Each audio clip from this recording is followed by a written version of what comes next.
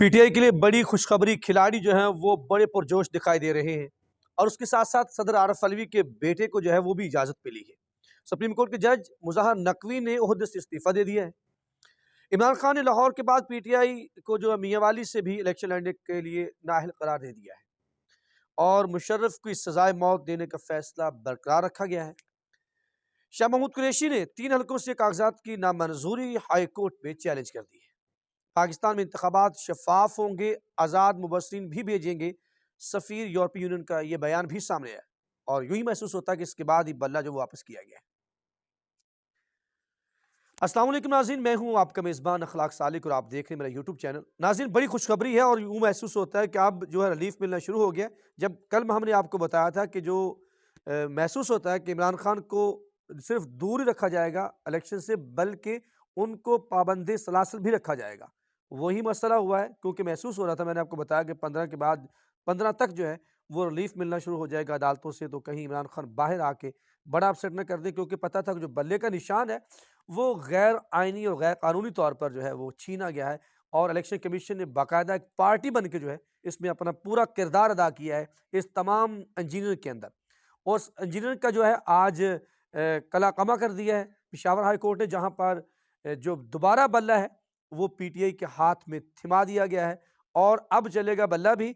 और क्योंकि ये दिखाई दे रहा था कि ट्राइब्यूनल के फैसलों के बाद मुक़्तदा क़ुव्वतों को कि बहुत से लोग जो हैं वो वापस मैदान में आ जाएंगे, जिनके कागजात नामजदगी जो है मुस्तरद कर दिए गए हैं और उस मुस्तरदगी के बाद जो था वो उन्होंने एक नया लाही अमल जो इख्तियार किया था और इलेक्शन कमीशन जो है इस फैसले को बड़ी देर से जो पकड़े हुआ था उसके ऊपर जो है वो दिखा दिया गया है अब आईना, और बल्ला जो है पीटीआई को वापस मिल गया है।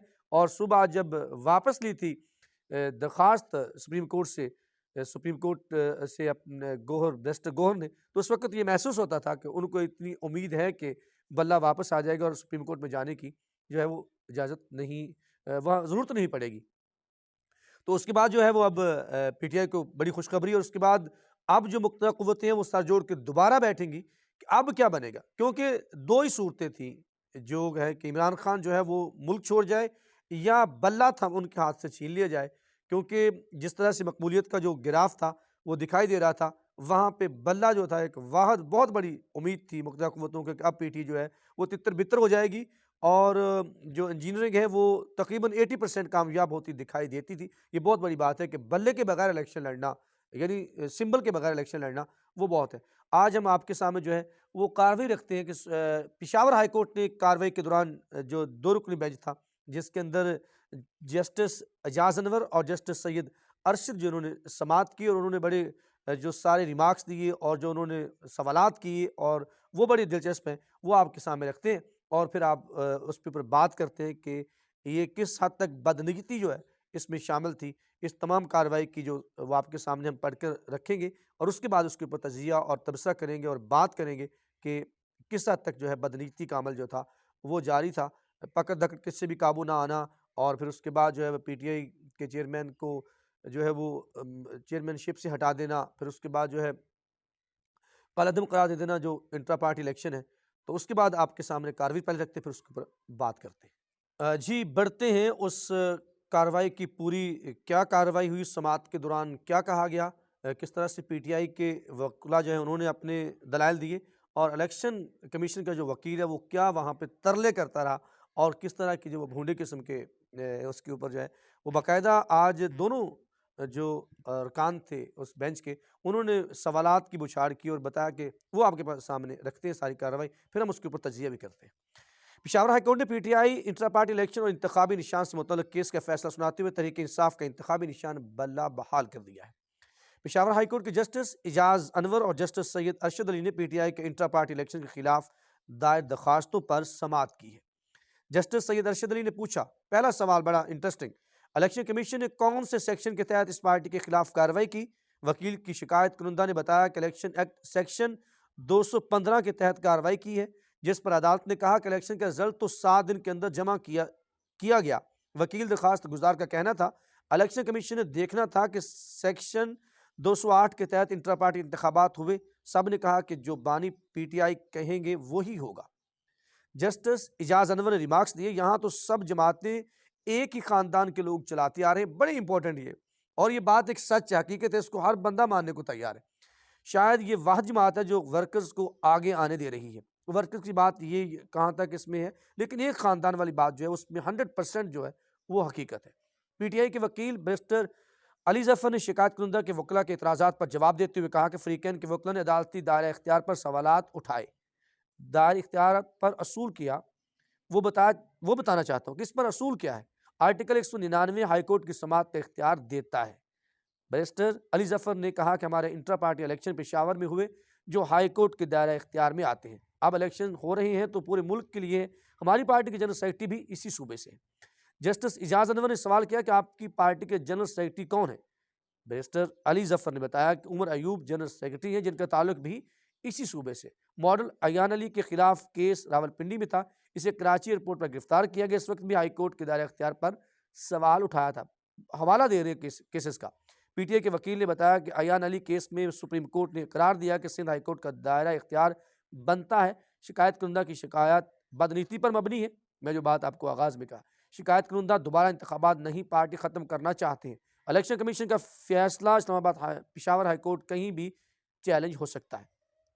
इस सूबे में दो पार्टी जो है दो बार सॉरी इस सूबे में 2 बार पीटीआई ने हुकूमत भी की है। ये कहना है कि पार्टी ऑफिस इस्लामाबाद में केस यहाँ नहीं हो सकता, गैर मुनासिब है। इलेक्शन कमीशन के वकील सिकंदर बशीर मोहम्मद ने अपने दलाइल में कहा कि कागजात लहराकर कहा गया। अब देखिए क्या बातों को बतंगड़ बनाया जा रहा है ना।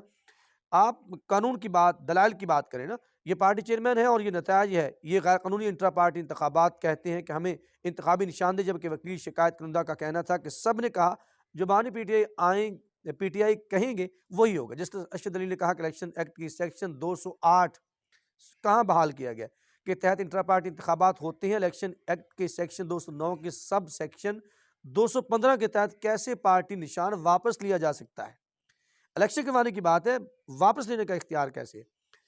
जिस पर वकील इलेक्शन कमीशन ने कहा कि सेक्शन 209 के तहत इंट्रा पार्टी इंतखाबात फॉर्म 65 को सिर्फ देखना नहीं, मुतमन होना इलेक्शन कमीशन का काम है। पीटीआई वाले इलेक्शन कमीशन को एक रिकॉर्ड कीपर समझते हैं। अच्छा जी, काम उन्होंने यही किया है। इलेक्शन कमीशन एक रेगुलेटरी बॉडी है जो इंट्रा पार्टी इंतखाबात को देख सकती है। वकील इलेक्शन कमीशन का कहना था सेक्शन 209 में पार्टी चेयरमैन का फॉर्म 65 अकरारनामा है कि पार्टी इंतखाबात पार्टी के आइन के तहत होंगे। इंतखाबी निशान सिर्फ इंतखाबात के वक्त पार्टी के पास होता है, इंतखाबात के बाद 4 साल ये निशान इलेक्शन कमीशन के पास होता है। इंतखाबी शेड्यूल जारी होने के बाद पार्टी इंतखाबी निशान मांगती है। इलेक्शन शेड्यूल जारी होता है तो फिर इंतखाबी निशान अलॉट होते हैं। कल और परसों इंतखाबी निशानात अलॉट किए जाएंगे। इलेक्शन होने के बाद सियासी जमात का निशान से कोई ताल्लुक नहीं रहता। पेशावर हाईकोर्ट के 2 रुकनी बेंच ने दरखास्त गुजारों इलेक्शन कमीशन और पीटीआई वकला के दलाइल सुनने के बाद फैसला महफूज किया। फिर उसके बाद दोबारा अदालत ने इलेक्शन कमीशन का फैसला मुअत्तल करते हुए इलेक्शन कमीशन को पीटीआई को इंतखाबी निशान सर्टिफिकेट भी जारी करने का हुक्म देते हुए कहा है कि पीटीआई सियासी जमात और इंतखाबी निशान की हकदार है। वो आपको पता है कि ये कब हुआ है, वो 22 दिसंबर 2023 के इलेक्शन कमीशन ने पीटीआई इंटर पार्टी इलेक्शन कालेदम करार दे दिया था। वो भी सारा आपके सामने। अब बात जहाँ पे जो मैं आपको बताना चाह रहा हूँ कि अब ये नहीं है कि उन्होंने ये नहीं कहा, उन्होंने कहा कि इनको सर्टिफिकेट भी पीटीआई को दिया जाए और उनकी वेबसाइट के ऊपर जो इलेक्शन कमीशन है वो भी इसको बाकायदा इसके ऊपर अपलोड करे।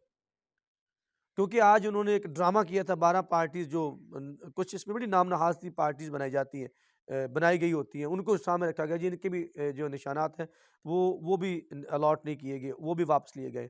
तो अब मैं बात जो करने जा रहा हूँ वो ये है कि अब फैसले आने के बाद एक बात जो है जिसको दुरुस्तगी की गई है, आप इसको रिलीफ नहीं कह सकते कि ये पीटीआई को रिलीफ मिला है, ये दुरुस्तगी की गई। किसी को भी किया जाए ये ऐसा नहीं होता, ये ऐसा ना किया बनता है।